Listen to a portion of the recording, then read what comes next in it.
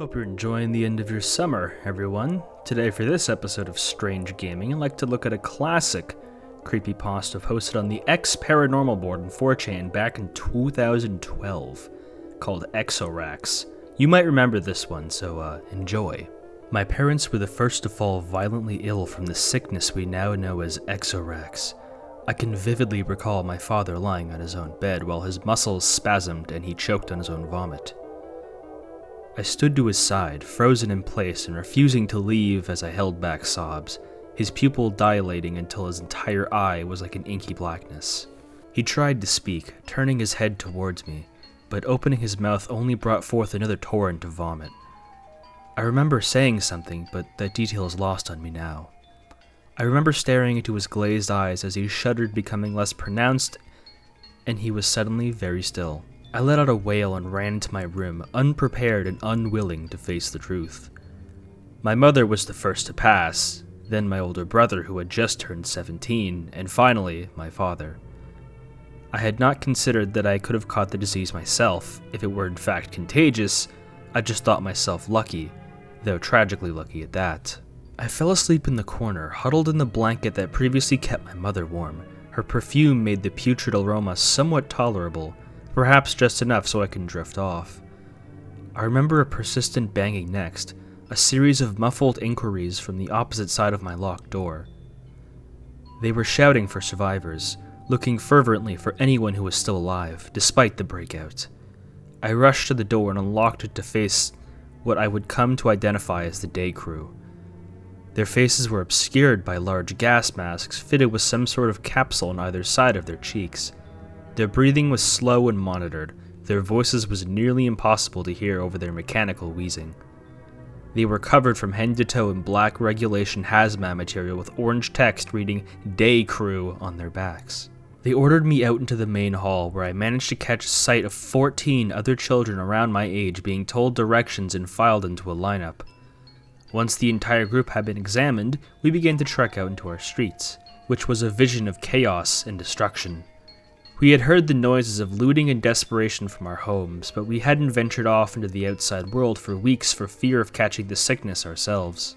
There were even more day crew that were burning the bodies that had fallen to the streets, trying to purge the earth as long as they kept their distance from the resulting flames.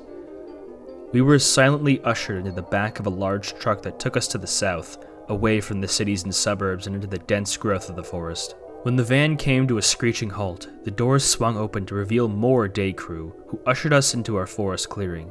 We were interrogated about our exposure to anyone with XoRax, and if we felt any symptoms like nausea or vertigo, though we had all witnessed our family members falling ill, and had tried in vain to treat them.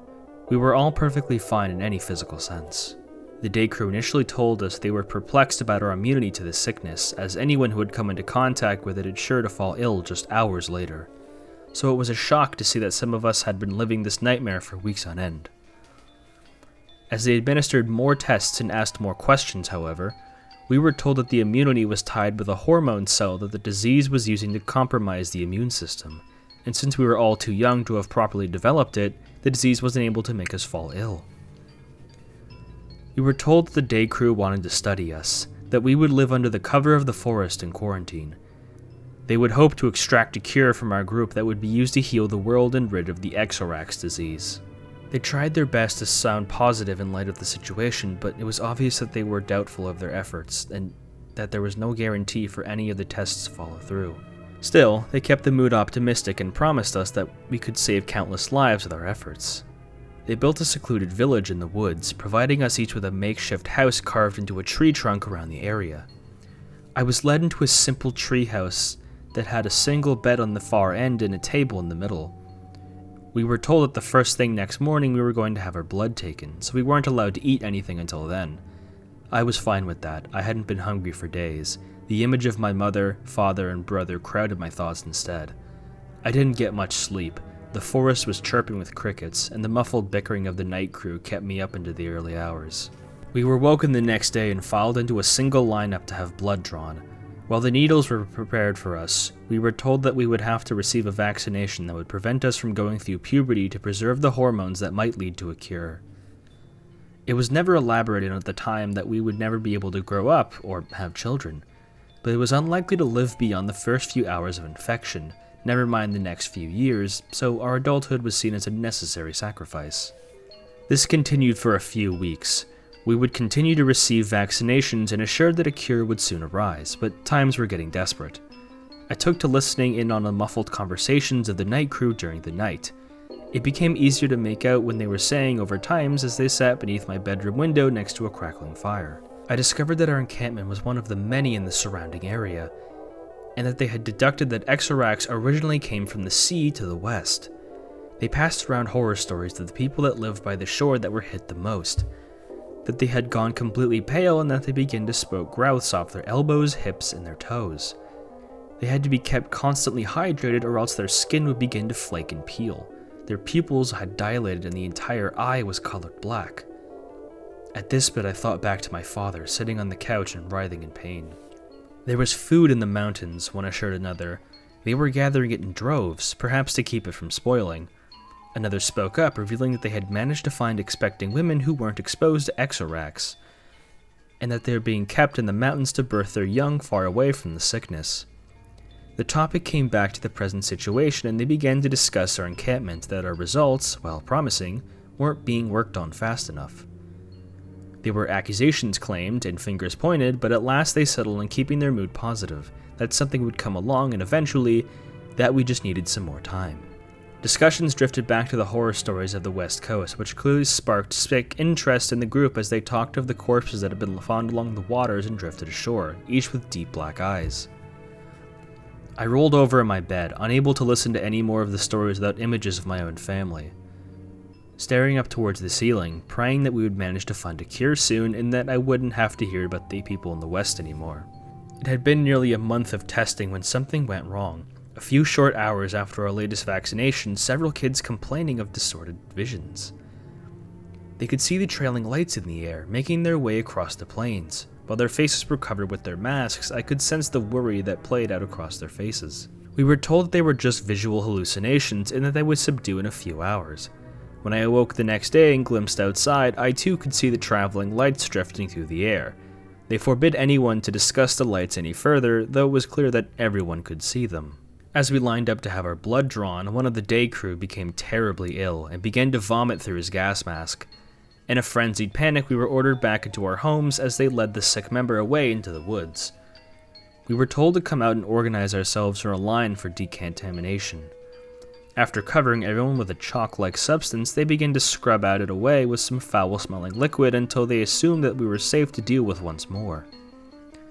This excessive procedure became part of our daily regimen, and it's how we started calling them the scrubs rather than their official titles.